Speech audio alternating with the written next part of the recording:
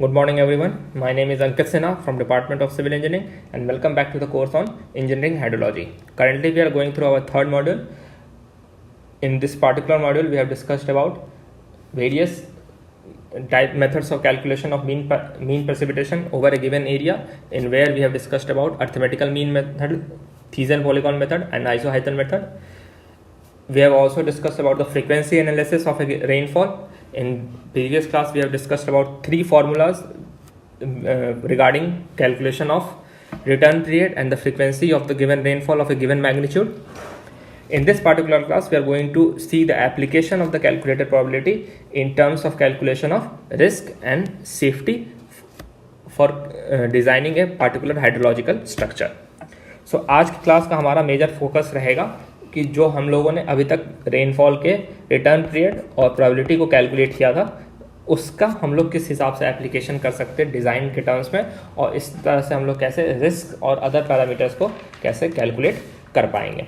तो एक रिव्यू के लिए अगर हम लोग देख लेते तो लास्ट क्लास में हम लोगों ने तीन फार्मूलाज देखे थे जिसके बेसिस पे हम लोग किसी भी रेनफॉल के मैग्नीट्यूड के रिटर्न पीरियड और कैलकुलेट कर सकते थे. पहला था आपका वीबल्स फार्मूला, जहाँ पे और आप with the help of rank and with the help of total number of samples आप कैलकुलेट कर सकते थे कि आपका रेनफॉल का मैग्नीट्यूड का रिटर्न पीरियड क्या रहेगा. फिर आप हेजन फार्मूला और कैलिफोर्निया फार्मूला भी एक पुराने आपके वीबल फार्मूले के हल्के वेरिएशंस हैं जिसको आप आसानी से समझ सकते हैं. ठीक है, तो आज का हमारा एनालिसिस रहेगा कि इस टाइम पीरियड और या फिर इस प्रोबेबिलिटी को जो हमने कैलकुलेट किया था उसका हम लोग का क्या एप्लीकेशन है. तो आपको अभी तक पता है कि यहाँ पे हम लोग रेनफॉल को एज ए रैंडम इवेंट की तरह एनालाइज करेंगे. तो जब भी रैंडम इवेंट की तरह एनालाइज करेंगे तो हम लोग किसी भी चीज़ को प्रोबेबिलिटी ऑफ अकरेंस को बाइनोमियल डिस्ट्रीब्यूशन के टर्म्स में यहाँ पे स्टडी कर सकते हैं. अगर हमारे पास डायरेक्टली दो तरह के प्रोबेबिलिटी का नेचर अवेलेबल है. पहला हो गया कि प्रोबेबिलिटी उस पार्टिकुलर इवेंट के होने का क्या है. तो अभी तक जो हमने देखा था उसके हिसाब से देख सकते थे कि उस पार्टिकुलर इवेंट के होने का प्रोबेबिलिटी हो गया P is equal to 1/T. Let's say अगर आपका टाइम पीरियड की वैल्यू यहाँ पे लेट्स से 2 ईयर्स है, 2 ईयर्स से सिंप्लीफाई करके हम लोग मान लेते हैं लेट्स से टाइम पीरियड की वैल्यू आपकी 4 ईयर्स है. तो इसके पार्टिकुलर इसकी प्रोबेबिलिटी क्या हो जाएगी 1/4 दैट इज इक्वल टू 0.25. ठीक है, तो इसका मतलब हो गया गिवन मैग्नीट्यूड का रेनफॉल होने की प्रोबेबिलिटी उस गिवन टाइम पीरियड में लेट्स से 1 ईयर में आपकी 0.25 है. तो अगर हम लोग अकरेंस की प्रोबेबिलिटी बता सकते हैं तो प्रोबेबिलिटी ऑफ नॉट अकरेंस की भी प्रोबेबिलिटी निकाल सकते हैं. नॉट अकरेंस की प्रोबेबिलिटी क्या हो जाएगी डायरेक्टली 1 - P. दैट मीन्स अगर आपके पास प्रोबेबिलिटी पता है कि रेनफॉल होने की प्रोबेबिलिटी इतनी 0.25 है, तो नहीं होने की प्रोबेबिलिटी क्या हो जाएगी 1 - 0.25. इसका मतलब 0.75. तो इसी कंसेप्ट को यूज करते हुए हम लोग सारे रिस्क और आगे चीज़ों को आगे स्टडी करेंगे. ठीक है, तो काफ़ी सिंपल कंसेप्ट है. यहाँ पे आपको हल्का बाइनोमियल डिस्ट्रीब्यूशन का हेल्प लेना पड़ेगा चीज़ों को बताने के लिए. तो यहाँ पे आपके पास दो नेचर की चीज़ें हैं. पहला हो गया आपका P मतलब प्रोबेबिलिटी होने की क्या है, और Q इसका मतलब प्रोबेबिलिटी नहीं होने की. Q तो आप अगर आपको P पता है तो आसानी से Q निकाल सकते हैं. तो Q is equal to 1 - P हो जाएगा. तो इसी बेसिस पे अब आप चीज़ों को कैलकुलेट कर सकते हैं. तो बाइनोमियल डिस्ट्रीब्यूशन के हिसाब से हमारे पास ये एक्सप्रेशन पता है जहाँ पे आपको दिया गया है अगर कोई इवेंट n टाइम्स हो रहा है तो उसमें एक फेवरेबल इवेंट r टाइम्स हो, उसको कैसे कैलकुलेट करेंगे. तो उसको हम लोग ऐसे लिख सकते हैं प्रोबेबिलिटी दैट ये r आपका favourable event with n number of successive events में आपका हो, तो उसको हम लोग कह सकते हैं NCR probability of occurrence raised to the power r जो कि आपका फेवरेबल है, प्रोबेबिलिटी ऑफ नॉन अकरेंस जो कि आप नहीं चाहते हो raised to the power n - r. NCR को लिखने का हमारे पास टर्म्स हो गया n factorial divide by n - r factorial into r factorial. यहाँ पे सीधा सीधी अगर ऐसा कहें तो n हो गया टोटल ईयर्स और r हो गए आपके फेवरेबल.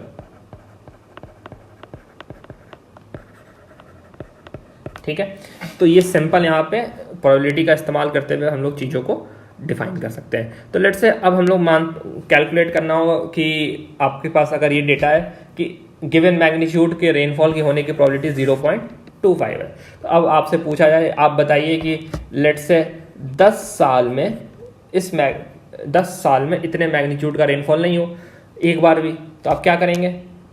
सिंपल प्रोबेबिलिटी कि लगातार 10 साल में इस टाइप के इवेंट नहीं हो, तो आप क्या कर सकते हैं? 0.75 आपके नहीं होने की प्रोबेबिलिटी 0.75 हो गई, और 10 साल तक सिमिलरली ऐसा चलते रहे तो रेज टू द पावर 10। इसी को फॉर्मूला के टर्म्स में हम लोग देख सकते हैं, Q raise to the power n।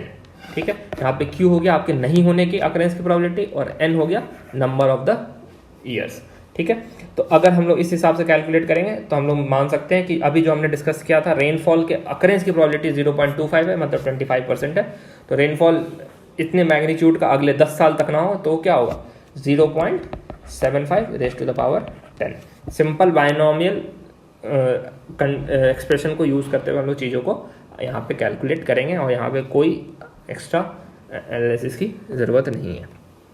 ठीक है, बस आपके पास एक टर्म पता होना चाहिए कि गिवन प्रोबेबिलिटी आपका जो फेवरेबल है वो क्या है, उसके बेसिस पे नॉट फेवरेबल आप प्रोबेबिलिटी निकाल लेंगे, और कितना चाहिए गिवन ईयर्स में वो भी आप निकाल सकते हैं clearly.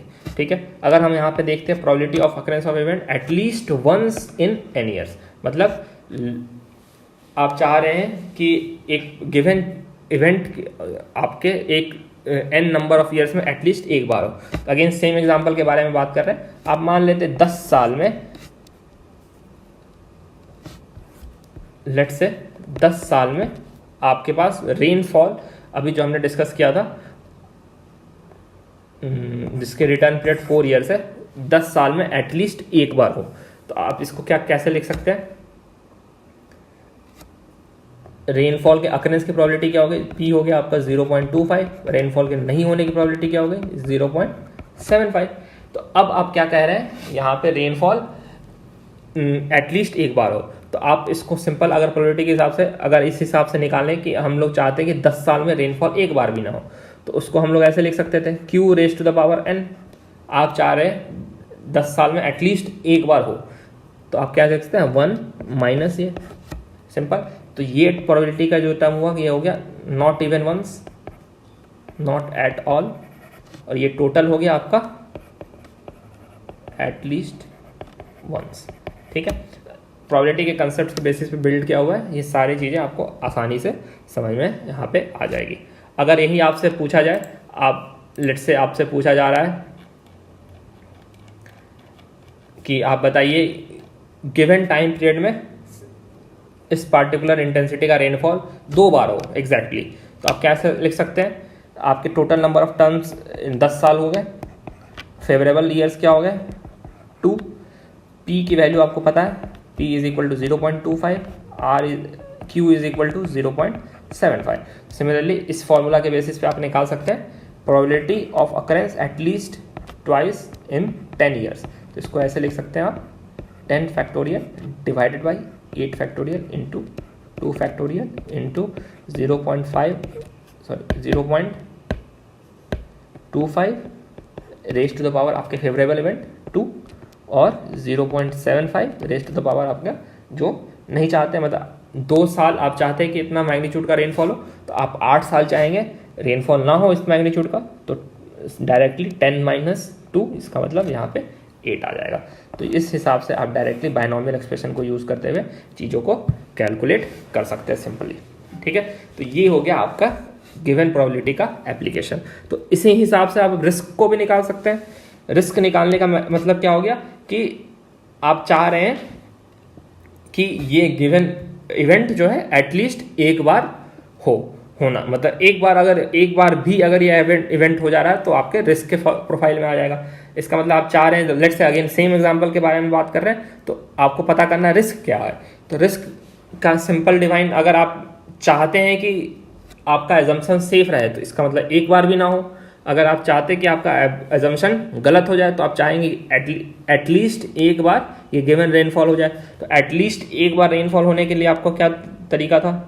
1 minus Q raise to the power n, नहीं होने की प्रोबेबिलिटी n ईयर्स तक, इसको घटा देंगे आप 1 में से, तो ये हो जाता है आपका रिस्क जो अभी हमने डिस्कस किया था। आप चाह रहे थे कि 4 ईयर के रिटर्न का रेनफॉल 10 साल में एक बार भी ना हो, तो कैसे दिखा सकते थे हम लोग? डायरेक्टली आप ये लिख सकते हैं 0.75 रेज टू द पावर 10। अब चाह रहे हैं कि आप इस रिटर्न पीरियड का रेनफॉल 10 साल में कम से कम एक बार हो, तो आप क्या करें, इसी वैल्यू को आप 1 से घटा देंगे, तो 1 minus 0.75 raise to the power 10। ठीक है, तो ये हो गया आपका रिस्क। क्योंकि जब भी आप डिज़ाइन करेंगे, लेट्स से इस पार्टिकुलर एग्जांपल में आप डिज़ाइन कर रहे हैं किसी एक रेनफॉल, एक मैग्नीट्यूड ऑफ फ्लड क्योंकि जो कि इसका रिटर्न पीरियड आपका 4 साल है, तो आपने क्या रिस्क लिया यहाँ पे कि 1 साल में इस पार्टिकुलर इवेंट के, या फिर 10 साल में इस पार्टिकुलर इवेंट के नहीं होने का प्रोबेबिलिटी को अगर आप 1 में से घटा देंगे तो आपका हाइड्रोलॉजिकल रिस्क प्रोवाइड हो जाएगा। अगर आपको सेफ्टी कैलकुलेट करना है तो डायरेक्टली 100 माइनस रिस्क कर देंगे तो आप सेफ्टी कैलकुलेट कर सकते हैं। ठीक है, अभी हम लोग इसके बेसिस पे क्वेश्चन देखेंगे जहाँ पे हम लोग चीज़ों को आसानी से आपको समझ में आएगा। एक बार अगर आपको रफ ओवरव्यू के लिए हम लोग दिखा देते हैं, तो यहाँ पे आप क्या किए हैं, आपको किसी भी गिवन इवेंट की प्रोबेबिलिटी निकालनी होती है तो आप 2 तरह की प्रोबेबिलिटी निकाल सकते हैं। उस पर्टिकुलर इवेंट की होने की प्रोबेबिलिटी डायरेक्टली 1/t से निकाल सकते हैं, नहीं होने की प्रोबेबिलिटी आप 1 - p या फिर 1 - 1/t से भी निकाल सकते हैं। इस टाइप के 2 अगर आपके पास प्रोबेबिलिटी के इवेंट्स हो जाते हैं तो आप बायनॉमियल एक्सप्रेशन के हेल्प से गिवन n ईयर्स में उस पार्टिकुलर चीज़ों की होने की प्रोबेबिलिटी को आप डायरेक्टली कैलकुलेट कर सकते हैं with the help of binomial expression, जो कि ऐसा दिया गया NCR P रेस, जो कि आपका फेवरेबल प्रोबेबिलिटी था, रेस टू द पावर आपके favourable number of events, Q आपका जो नॉट फेवरेबल प्रोबेबिलिटी है, raise to the power n - r। ठीक है, इस टाइप का कैलकुलेशन करने के बाद आप सीधा सीधी ये भी कैलकुलेट कर सकते हैं कि ये बताइए कि आप गिवन इवेंट जो है आपका 10 का सक्सेसफुल ईयर में एक बार भी इवेंट ऐसा ना हो, तो उस सिनेरियो में आपको जब कैलकुलेट करना हो आप directly Q raise to the power n कर सकते हैं। Q था आपका एक बार भी नहीं होने की प्रोबेबिलिटी। सिमिलरली आप ये भी निकाल सकते हैं कि गिवन n ईयर्स में ये पार्टिकुलर इवेंट एटलीस्ट एक बार हो, तो इसको 1 - Q - n करके आप निकाल सकते हैं, जहाँ पे Q क्या था, आपके नहीं होने की प्रोबेबिलिटी। यही आपका फाइनली रिस्क बता देता है, जो कि क्या होता था, आप एज्यूम करते थे जब भी किसी चीज़ को डिज़ाइन करेंगे तो गिवन डिज़ाइन लाइफ में आपका वो पार्टिकुलर इवेंट एक बार भी ना हो। तो रिस्क लेने का मतलब क्या हो गया, आपकी जो डिज़ाइन के अजम्पशन के क्राइटेरिया वो सेटिस्फाई नहीं कर रही है, इसका मतलब उस पार्टिकुलर चीज़ की होने की प्रोबेबिलिटी ही आपकी रिस्क हो गई, जिसको आप हाइड्रोलॉजिकल रिस्क कहेंगे, जो कि यहाँ पे आप 1 - Q raise to the power n से निकाल सकते हैं। सिमिलरली सेफ्टी क्या हो जाएगा, 100 माइनस रिस्क का परसेंटेज, जिसको आप हाइड्रोलॉजिकल सेफ्टी के टर्म्स में लिख सकते हैं गिवन डिज़ाइन पीरियड में। जैसे जैसे हम लोग इस पर न्यूमेरिकल क्वेश्चन देखेंगे वहाँ पे आपकी चीज़ों की क्लैरिटी काफ़ी ज़्यादा हो जाएगी। ठीक है,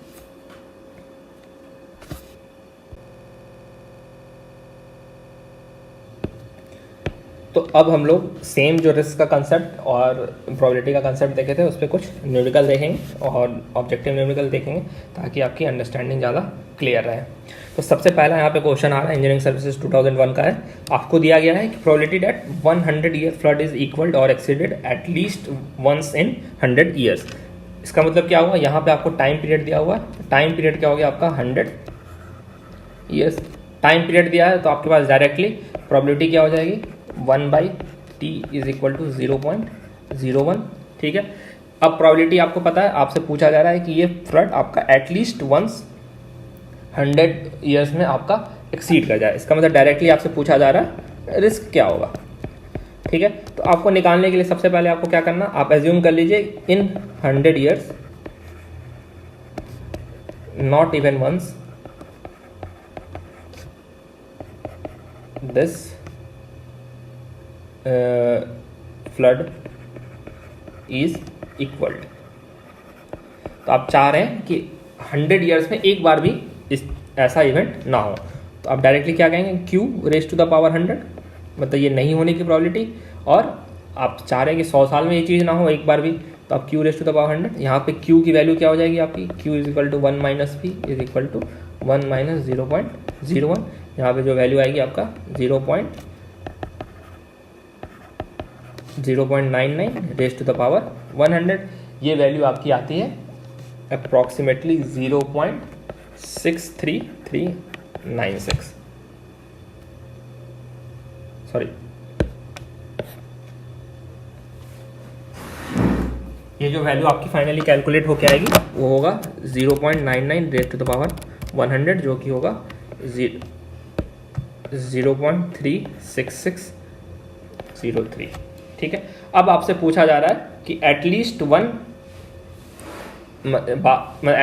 एक बार ये वाली फ्लड आपके सिनेरियो में कंसीडर हो। इसका मतलब डायरेक्टली आपसे रिस्क पूछा जा रहा है, तो रिस्क निकालने के लिए क्या कर देते हैं आप, 1 minus Q raise to the power n। यहाँ पे क्या हो जाएगा सिमिलरली 1 माइनस 0.36603, तो ये वैल्यू आ जाती है आपकी 0.63397। ठीक है, यहाँ तक क्लियर है। तो इसका मतलब क्या होगा, क्वेश्चन में आपको दिया गया रिटर्न पीरियड से आपने प्रोबेबिलिटी निकाला, प्रोबेबिलिटी फेवरेबल क्यू निकाला, probability of not favouring probability निकाला, यहाँ से आपने ये Q raise to the power 100 निकाला। इसका मतलब 100 साल में भी ये पार्टिकुलर फ्लड एक बार भी ना हो, और आप चाह रहे हैं कि 100 साल में एटलीस्ट एक बार ये फ्लड हो, तो आपने डायरेक्टली इसको 1 minus Q raise to the power n किया। सिंपल प्रोबेबिलिटी का कंसेप्ट यहाँ पे यूज़ किया गया है, अननेसेसरी कोई भी कन्फ्यूजन होना नहीं चाहिए।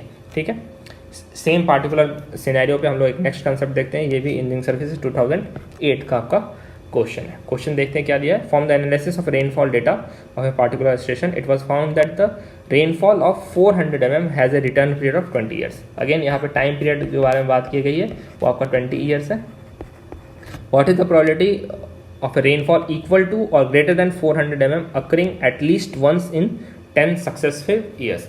मतलब यहाँ पे आप बात की जा रही है कि 10 साल में इस पार्टिकुलर इवेंट के होने की एक बार, एटलीस्ट एक बार होने की प्रोबेबिलिटी क्या है। तो वही सिंपल स्टेप्स जो हैं आपके वहाँ से बढ़ते हैं। इसकी प्रोबेबिलिटी क्या होगी, 1/20, इसका मतलब 0.05। क्यू हो गया एक बार भी ना होने की इसकी प्रोबेबिलिटी, तो 1 minus P is equal to 0.95। अब आपसे पूछा जा रहा है कि आप बताइए कि 10 साल में एटलीस्ट एक बार हो, तो एटलीस्ट एक बार होने के लिए आपका सिंपल यहाँ पे कंसेप्ट होता है 1 माइनस नो टाइम्स, मतलब एक बार भी ना हो, इसको आप एक बार भी ना हो उसको घटा देते हैं अगर 1 से, तो आप ये चीज़ की प्रोबेबिलिटी निकाल सकते हैं कि एक बार होने की क्या प्रोबेबिलिटी है। तो एक बार भी प्रोबेबिलिटी ऑफ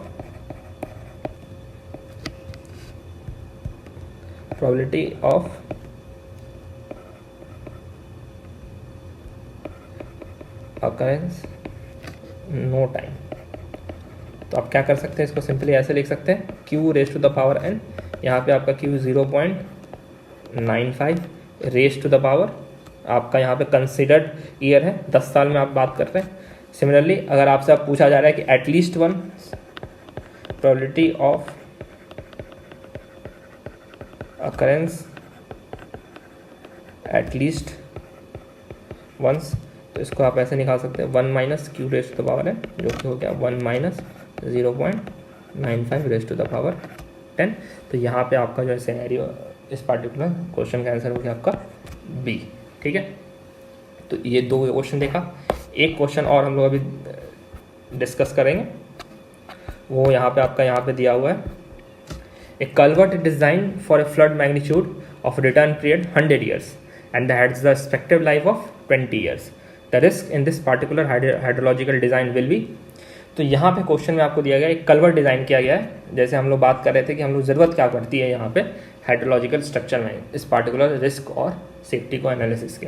तो यहाँ पे देखा है कल्वर्ट को डिज़ाइन किया जा रहा है जिसके फ्लड का रिटर्न पीरियड है 100 years और आपको डिज़ाइन लाइफ है 20 years। आपसे पूछा जा रहा है बताइए रिस्क क्या होगी इस पार्टिकुलर आपके स्ट्रक्चर में।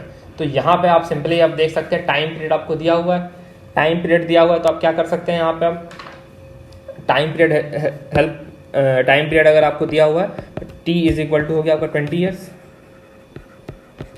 सिमिलरली और आपका रिटर्न पीरियड हो गया आपका 100 years और डिज़ाइन पीरियड हो गया n, इसका मतलब डिज़ाइन लाइफ। आप 20 साल का जो भी स्टडी करेंगे 20 साल के लिए कंसर्न है, क्योंकि आपका डिज़ाइन का ड्यूरेशन है वो 20 years है, 20 years। ठीक है, सिमिलरली अगर जब प्रोबेबिलिटी की बात की जाए अब इस पार्टिकुलर इवेंट के 1 साल में होने की प्रोबेबिलिटी क्या है, तो आप सीधे लिख सकते हैं 1/t is equal to 1/100 into 0.01। अब आपसे पूछा जा रहा है, आप ये बताइए डिज़ाइन लाइफ में आपने रिस्क कितना लिया। तो रिस्क क्या था, अगेन रिस्क था 1 minus Q raise to the power n, या फिर आप ऐसे भी लिख सकते तो 1 minus not occurrence even once.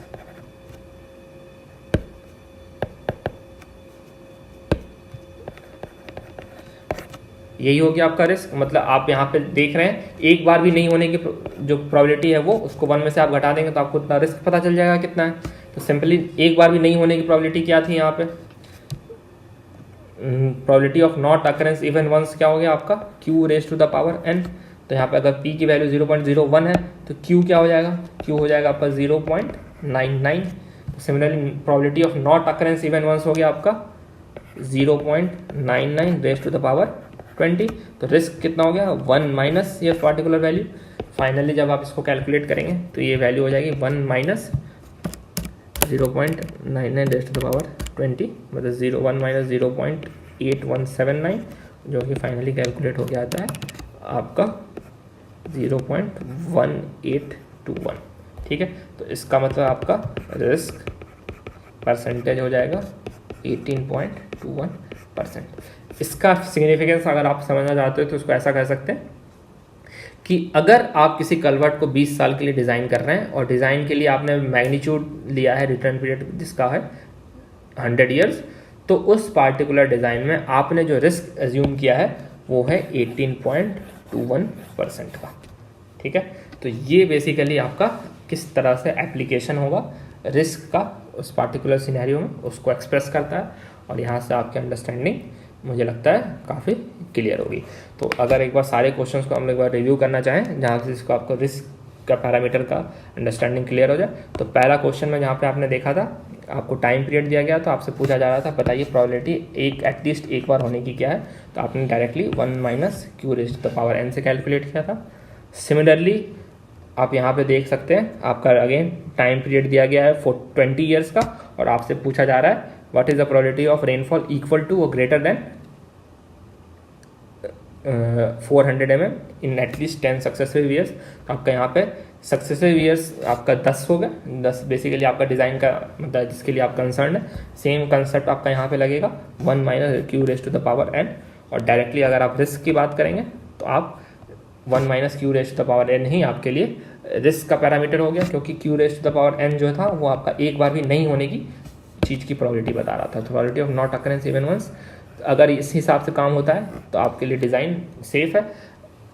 क्या प्रोबेबिलिटी है कि इस हिसाब से काम ना हो, वही आपका रिस्क होता है। डायरेक्टली आप 1 माइनस से पार्टिकुलर वैल्यू को कर देंगे तो आपके पास रिस्क का पैरामीटर आ जाएगा। ठीक है, आई गेस अब आपकी अंडरस्टैंडिंग इस पार्टिकुलर टॉपिक पे क्लियर होगी। We will see you in the next class. Thank you and all the best.